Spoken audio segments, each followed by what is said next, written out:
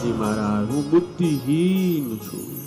એ મારા બાપ, આવો સ્વીકાર કરવો ને એ બહુ મોટી છાતી હોય ને તો થાય હો.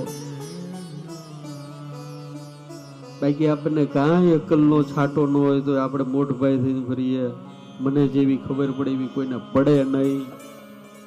લગભગ કોઈ એવું સ્વીકારે જ નહીં, મને ખબર નથી પડતી. કાંઈ ન પડતી હોય ને તોય એમ કે ભાઈ આપણને બધી જ ખબર પડે હો, બધી જ પડે. સ્વીકારવું કે મારી ભૂલ થઈ છે, મને ખબર નથી પડતી, એ તો મારા બાપ 56ની નહીં 57ની છાતી હોય ને ત્યારે થાય યાર. अपनी भूल जो स्वीकारता है,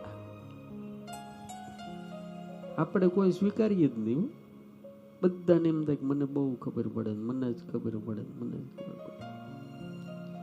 લગભગ તમે પરિણા પછી તમારા ઘરવાળાએ 15-20 વર્ષની અંદર ઓછામાં 25-50 વખત તો કીધું, બેહોન છે મને તમને એમાં કાંઈ ન ખબર પડે. આવું તો કે બાયું લગભગ કે.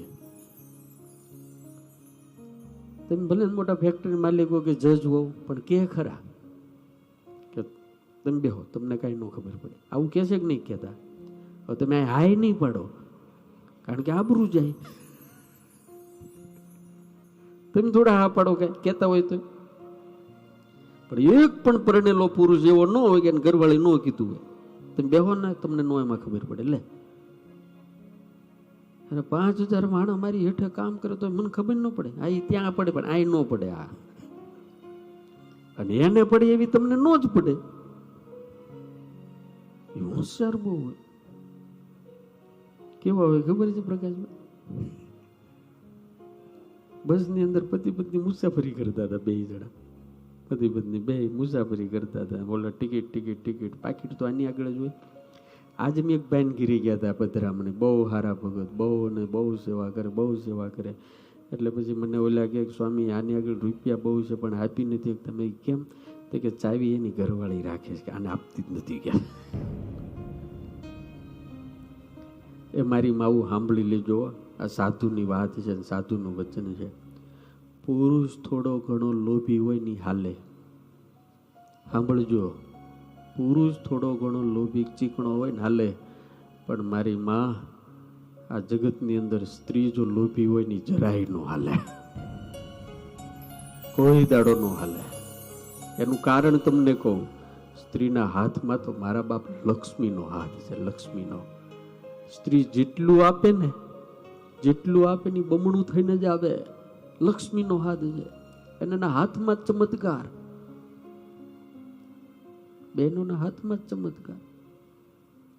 અને જે ઘરની અંદર નારી ઉદાર હોય, ઉદાર હોય અને ગમે એને જમાડ્યા જમાડ્યા કરતી હોય, કોઈ દાડો કંટાળતી ન હોય, ભગત ભિખારી કે કોઈ આવતા હોય ને એને આપતી હોય ને, હું ગેરંટી આપું છું એવાના ઘરની અંદર કોઈ દાડો અન્ન અને ધન ખૂટશે નહીં. કારણ કે સ્વયં અન્નપૂર્ણાનો અવતાર છે. વાત તો બીજી કરતો હતો. ઓલો ટિકિટ માસ્તર આવ્યો, ટિકિટ ટિકિટ ટિકિટ ટિકિટ. એટલે પછી ઓલી ઘરવાળી આમ પાકીટ કાઢીને કીધું કે દોઢ ટિકિટ આપો, દોઢ. તો કે દોઢ કેમ? તો કે મારી એક આખી અને આ મારા ઈ. એની અડધી કેમ? તો કે આનું મગજ અડધું જ હાલે એટલે અડધી. ઓલો આમને જોઈ રહ્યો, અડધું હાલે. એ અડધા ડાયા છે ને અડધા ગાંડા છે એટલે અડધી. તો ટિકિટ માસ્તરી એનો માથા નો હતો. તો કે બેન તમારે ટિકિટ તો 2 જ લેવી પડે છે, પણ એની અડધી. તો કે એની તો અડધી જ. હે? એ અડધો ગાંડો છે એટલે એની અડધી, અડધો ડાયો છે ને. તો કે તો પછી દોઢ લેવાય. એની અડધી તારી દોઢ. તો કેમ? તો કે તું દોઢ ડાઈ છો.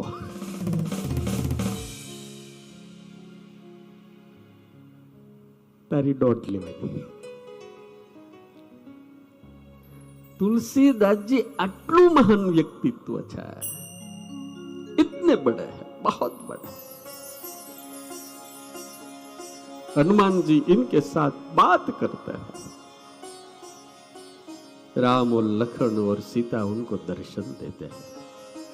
वो जो लिखते हैं और 5वां वेद लोग मानते हैं, 5वां वेद रामचरितमानस। तो ही तुलसीदासजी કહે પ્રભુ હું તો બુદ્ધિહીન છું, કારણ કે ભગવાનને અહંકારી ભગત ગમતો નથી.